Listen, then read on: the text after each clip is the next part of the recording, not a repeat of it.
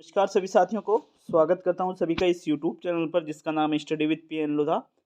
साथियों, राजस्थान जीके की जो टेस्ट सीरीज चला रखी है, भूगोल की भी टेस्ट सीरीज चला रखी है और राजस्थान के इतिहास की भी टेस्ट सीरीज चला रखी है। आज हम राजस्थान के इतिहास का मॉडल पेपर नंबर 4 जो है इसको हल करने वाले हैं और यहाँ पर राजस्थान के इतिहास से संबंधित 25 बहुत ही महत्वपूर्ण प्रश्न आपके सामने रहेंगे। देखिएगा, ये जो टेस्ट है सेकंड ग्रेड की शिक्षक भर्ती जो है और REET mains level 1 plus level 2 के लिए बेहद ही उपयोगी है।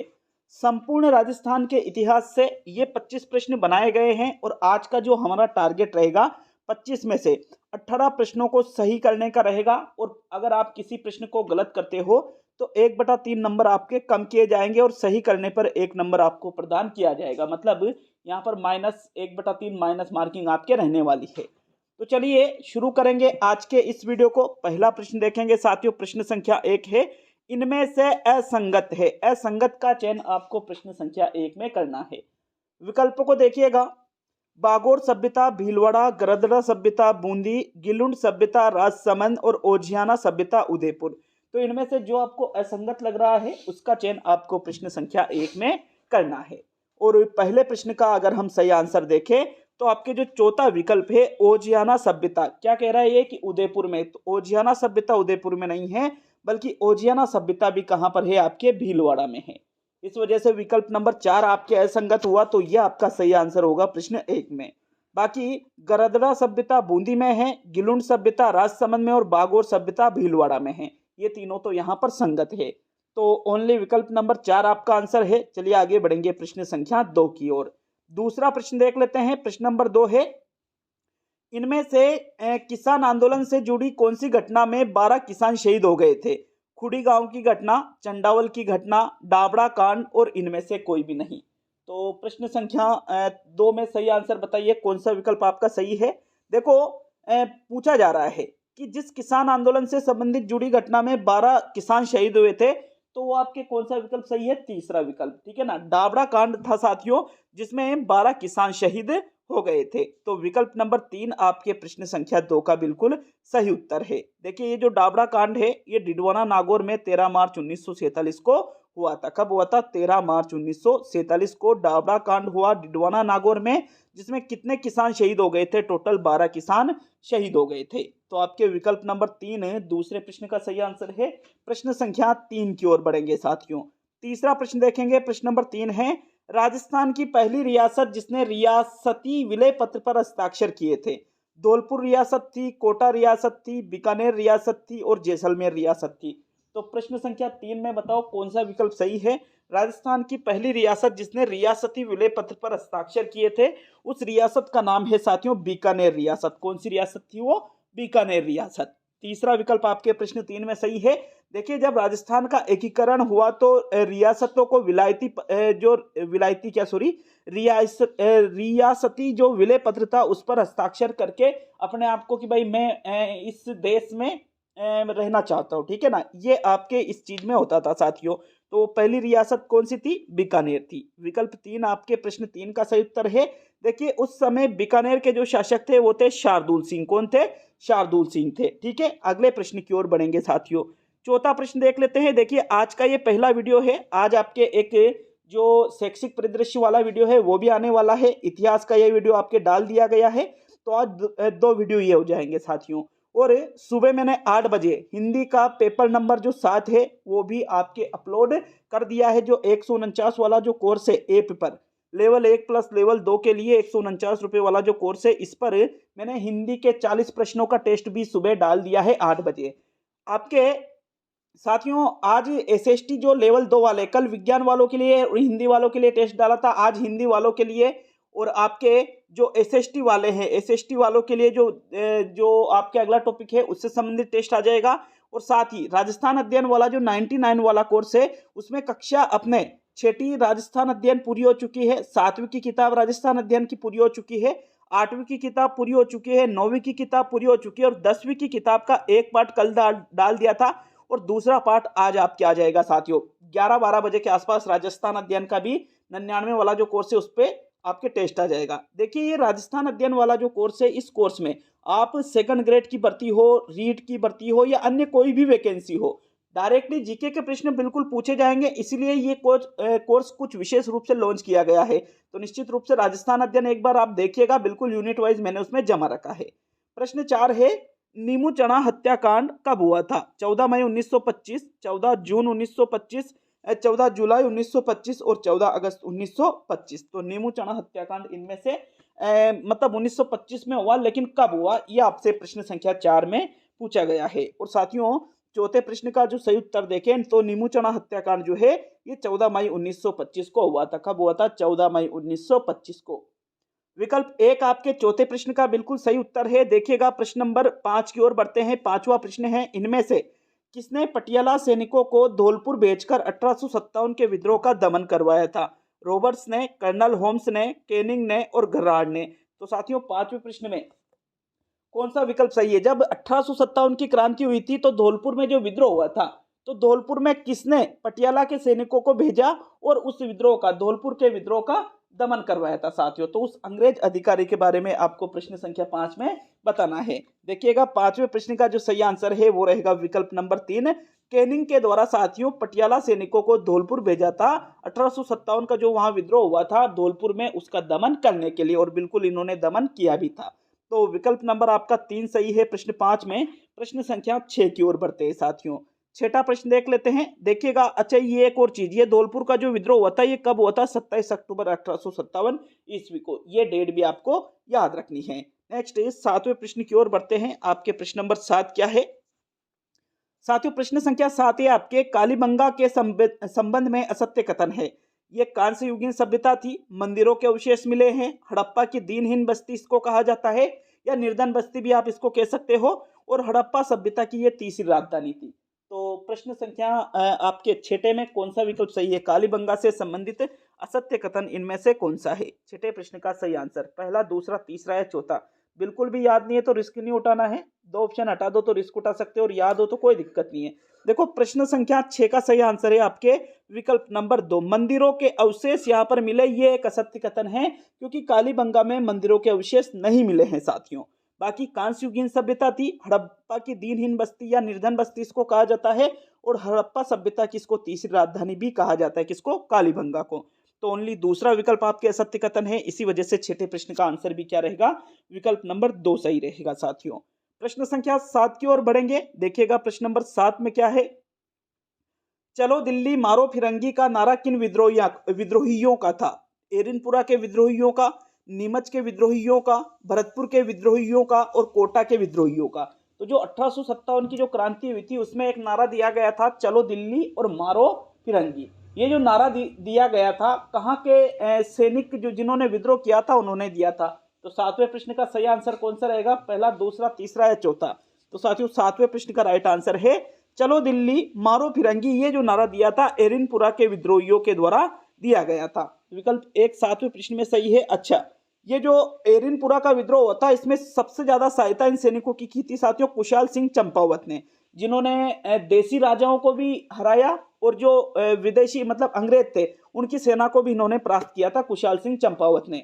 तो विकल्प नंबर आपके 1 सही है 7वें प्रश्न में। प्रश्न संख्या 8 की ओर बढ़ते हैं साथियों। 8वां प्रश्न देख लेते हैं। देखिएगा प्रश्न नंबर 8 को, महाराजा सूरजमल से संबंधित असत्य कथन का चयन कीजिए। तो देखो विकल्प है आपके सामने, 1733 ईस्वी में लोहागढ़ किले का निर्माण करवाया, 1747 ईस्वी में राजमहल के युद्ध में सवाई ईश्वरी सिंह का साथ दिया, 1754 ईस्वी में मराठा मल्हार राव होलकर को पराजित किया, और 1763 ईस्वी में पानीपत के युद्ध में मराठों की सहायता की। तो प्रश्न संख्या 8 का कौन सा विकल्प आपको महाराजा सूरजमल से संबंधित असत्य कथन लग रहा है? 8वें प्रश्न का सही आंसर कौन सा रहेगा? पहला, दूसरा, तीसरा या चौथा विकल्प? साथियों सही आंसर देख लेते हैं। देखो आप सोच सकते हो, कोई दिक्कत नहीं, क्योंकि सन है, घटनाएं हैं, तो आप इनका अगर पढ़ रखा है फिर भी दिक्कत आ सकती है। तो कौन सा विकल्प सही रहेगा इस प्रश्न में? देखो प्रश्न संख्या 8 का सही उत्तर है आपके विकल्प नंबर 4। ठीक है, क्योंकि यहाँ पर लोहागढ़ किले का निर्माण सूरजमल ने 1733 में करवाया था, और जो राजमहल का युद्ध हुआ था इसमें सवाई ईश्वरी सिंह का साथ दिया था सूरजमल ने 1747 ईस्वी में। साथियों 1754 में इसने मराठा मल्हार राव होलकर को भी पराजित किया, लेकिन ये कह रहा है कि 1763 ईस्वी में पानीपत के युद्ध में मराठों की सहायता की, तो ये गलत है।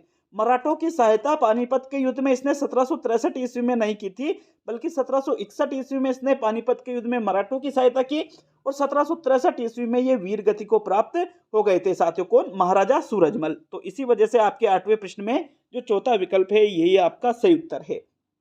प्रश्न संख्या 9 की ओर बढ़ेंगे साथियों। 9वां प्रश्न देख लेते हैं। राजस्थान एकीकरण के दूसरे चरण में कितनी रियासतों व ठिकानों का विलय हुआ था? विकल्प देखिएगा आपके। विकल्प है 8 रियासतें 2 ठिकाने, 7 रियासतें 1 ठिकाना, 9 रियासतें 1 ठिकाना और 6 रियासतें और 2 ठिकाने। तो प्रश्न संख्या 9 में कौन से विकल्प का चुनाव करोगे? देखो प्रश्न संख्या 9 का सही आंसर है राजस्थान एकीकरण का जो दूसरा चरण हुआ था, तो इसमें टोटल 9 रियासतें और 1 ठिकाने का विलय हुआ था। विकल्प नंबर 3 आपके प्रश्न 9 का सही उत्तर है। प्रश्न संख्या 10 की ओर बढ़ेंगे साथियों। 10वां प्रश्न देख लेते हैं। देखिएगा प्रश्न नंबर 10 को। प्रतिहारों का सबसे शक्तिशाली शासक किसे माना जाता है? वत्सराज को, नागभर द्वितीय को, मिहिर भोज को और रामभद्र को। तो इनमें से जिसको सबसे शक्तिशाली शासक माना जाता है प्रतिहारों का, उस शासक का नाम आपको प्रश्न संख्या 10 में बताना है। तो साथियों 10वें प्रश्न में कौन सा विकल्प सही रहेगा? देखो प्रश्न संख्या 10 का सही उत्तर है विकल्प नंबर 3, मिहिर भोज को प्रतिहारों का सबसे शक्तिशाली शासक माना जाता है। विकल्प 3 ही सही रहेगा 10वें प्रश्न में। प्रश्न संख्या 11 की ओर बढ़ते हैं। 11वां प्रश्न देख लेंगे साथियों। प्रश्न नंबर 11। इनमें से लोह युगीन सभ्यता नहीं है। रंगमहल सभ्यता, सुनारी सभ्यता, नगरी सभ्यता और नौह सभ्यता। तो इनमें से जो सभ्यता लोह युगीन सभ्यता नहीं है, उस सभ्यता का चयन आपको प्रश्न संख्या 11 में करना है। और 11वें प्रश्न का सही आंसर देख लेते हैं साथियों। जो लोह युगीन सभ्यता नहीं है वो है आपके रंगमहल सभ्यता। कौन सी सभ्यता? रंगमहल सभ्यता लोह युगीन नहीं है, बल्कि ये कौन सी सभ्यता है? कांस्य युगीन सभ्यता है। ठीक है ना, रंगमहल सभ्यता कांस्य युगीन है। सुनारी, नगरी और नौ, ये तीनों सभ्यता आपके लोह युगीन है। तो आपके 11वें प्रश्न का कौन सा विकल्प सही रहेगा? विकल्प नंबर 1 सही रहेगा। चलिए 12वें प्रश्न की ओर बढ़ते हैं। प्रश्न संख्या 12 को देख लेते हैं। 12वां प्रश्न है, अलाउद्दीन खिलजी ने कानरदेव सोनग्रा को हराकर के जालोर पर अधिकार कर लिया था तथा उसका नाम बदलकर क्या कर दिया? खेराबाद कर दिया, जलालाबाद कर दिया, खिजराबाद कर दिया और इनमें से कोई नहीं। तो 12वें प्रश्न का सही आंसर बताइए। देखो अलाउद्दीन खिलजी ने जो जो किले वगैरह जो जीते थे तो उनके नाम ये चेंज करता था। तो आपको ये बताना है कि जब इसने जालोर पर अधिकार किया था तो जालोर का नाम क्या कर दिया था? प्रश्न संख्या 12 का सही उत्तर बताइएगा। देखिए 12वें प्रश्न का सही आंसर है आपके विकल्प नंबर 2, जलालाबाद। जालोर का नाम कर दिया गया था जलालाबाद। और खेराबाद तो इसने सिवाना का नाम किया था। ठीक है ना। और अगर हम देखें खिजराबाद, तो खिजरखा के नाम पर तो ये तो आपके चित्तौड़ रहेगा। ठीक है ना। तो इसी वजह से विकल्प नंबर 2 आपके प्रश्न संख्या 12 का सही उत्तर है। बिल्कुल याद रखना है, सिवाना का नाम अलाउद्दीन खिलजी ने बदलकर खेराबाद किया था, जालोर का नाम जलालाबाद किया था और चित्तौड़ का नाम खिजराबाद किया था। प्रश्न बहुत ही ज्यादा इंपोर्टेंट है ये। तो प्रश्न संख्या 13 की ओर बढ़ते हैं। यहाँ सेकंड विकल्प ही आपका सही है। प्रश्न संख्या 13 है आपके, इनमें से असंगत का चयन कीजिए। असंगत का चयन आपको 13वें प्रश्न में करना है। अब विकल्पों को देखिएगा।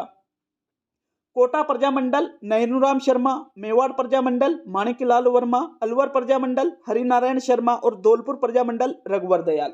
तो इनमें से जो आपको असंगत लग रहा है उसका चयन प्रश्न संख्या 13 में करना है। देखो ये जो कोटा प्रजामंडल है, इसका जो मतलब मुख्य रूप से स्थापना की गई थी, मुख्य रूप से किसके द्वारा की गई थी? नैनूराम शर्मा। और एक और नाम आता है हरिदत्त, ऐसे कुछ नाम आता है उसका। ठीक है ना। और जो दूसरा विकल्प कह रहा है मेवाड़ प्रजामंडल, तो मुख्य रूप से इसकी स्थापना माणिकलाल वर्मा के द्वारा की गई थी। अलवर प्रजामंडल की स्थापना में हरिनारायण शर्मा का भी मुख्य रूप से नाम आता है, लेकिन धौलपुर प्रजामंडल में रघुवर दयाल का तो कहीं से कहीं तक नाम नहीं आता है। इसी वजह से ये क्या हो गया साथियों? असंगत हो गया। तो 13वें प्रश्न में आपके चौथा विकल्प सही उत्तर रहेगा। देखो धौलपुर प्रजामंडल की बात करें तो ज्वाला प्रसाद जिज्ञासु और कृष्णदत्त पालीवाल का मुख्य रूप से नाम आता है धौलपुर प्रजामंडल की स्थापना करने में। विकल्प 4 इसलिए आपके इस प्रश्न का सही उत्तर है। चलिए नेक्स्ट प्रश्न की ओर बढ़ेंगे। आपके प्रश्न नंबर 14 क्या है? सोमदेव व नरपति नाल किसके दरबारी कवि थे? अजय राज के, अर्णोराज के, विग्रहराज चतुर्थ के और सोमेश्वर चौहान के। 14वें प्रश्न का सही उत्तर बताइए कौन सा विकल्प? देखो सोमदेव और नरपति नाल की बात की जा रही है। टेस्ट कठिन लग रहा होगा, वैसे मैंने 18 प्रश्न ज्यादा बता दिए। यहाँ पर अगर आप 15 प्रश्न भी सही कर लेते हो तो भी मतलब लेवल ठीक ठाक रहेगा आपका। ठीक है ना। प्रश्न 14 में कौन सा विकल्प सही रहेगा आपके? तो साथियों 14वें प्रश्न का सही आंसर देख लेते हैं। देखिएगा 14वें प्रश्न का जो आपके सही उत्तर है वो रहेगा आपके विकल्प नंबर 3। विग्रहराज चतुर्थ के ये दरबारी कवि थे। ठीक है, कौन? सोमदेव और नरपति नाल। तो थर्ड विकल्प 14वें प्रश्न का सही उत्तर है। प्रश्न संख्या 15 की ओर बढ़ेंगे साथियों। 15वां प्रश्न, जो दृढ़ राखे धर्म रो तिहि राखे करतार, इसका संबंध किस राजवंश से है? मेवाड़ से, मारवाड़ से, कछवाहा वंश से और राठौड़ वंश से। तो प्रश्न संख्या 15 का सही आंसर देखो, मैंने आपको ये लाइन पढ़ाई हुई थी जब मैंने आपको गोहिल वंश पढ़ाया था, तो निश्चित रूप से आपको ये लाइन सबसे पहले मैंने लिखा दी थी कि जो दृढ़ राखे धर्म रो तिहि राखे करतार, ये जो वाक्य है इसका संबंध मेवाड़ वंश से मतलब गोहिल वंश से। तो विकल्प 1 आपके प्रश्न 15 का सही आंसर है साथियों। प्रश्न संख्या 16 की ओर बढ़ेंगे, देख लेते हैं प्रश्न संख्या 16 में क्या पूछ रहा है। आपके प्रश्न नंबर 16 है, नाहरगढ़ किले में अपनी 9 पासवानों के लिए एक जैसे 9 महलों का निर्माण किसने करवाया? सवाई मान सिंह द्वितीय, सवाई माधो सिंह द्वितीय, सवाई राम सिंह द्वितीय और सवाई जगत सिंह द्वितीय। प्रश्न संख्या आपके 16वें प्रश्न में, नाहरगढ़ का जो किला है साथियों, इसमें अपनी 9 पासवानों के लिए एक जैसे 9 महलों का निर्माण जिस शासक के द्वारा करवाया गया उस शासक का नाम है आपके सवाई माधो सिंह द्वितीय। विकल्प नंबर 2 आपके प्रश्न संख्या 16 का सही आंसर है साथियों। प्रश्न संख्या 17 की ओर बढ़ते हैं। देखो 17वां प्रश्न है, सर्वहितकारिणी सभा की स्थापना कब की गई थी? 1903 में, 1905 में, 1907 में और 1909 में। प्रश्न 17 का कौन सा विकल्प सही रहेगा? देखो सर्वहितकारिणी सभा की बात की जा रही है और सर्वहितकारिणी जो सभा है इसकी स्थापना की गई थी सन 1907 में। कब की गई थी? 1907 में। तो विकल्प नंबर आपके जो 3 है प्रश्न संख्या 17 का सही उत्तर है। देखो सर्वहितकारिणी सभा की अगर हम बात करें तो चूरू में इसकी स्थापना की गई थी साथियों 1907 में, और इसके जो संस्थापक थे वो थे स्वामी गोपाल दास और कन्हैयालाल ढूंढ। ये मुख्य रूप से इसके जो स्थापना करता थे उनमें इनका नाम आता है। तो आपके प्रश्न संख्या 17 का कौन सा विकल्प सही है? तीसरा विकल्प सही है।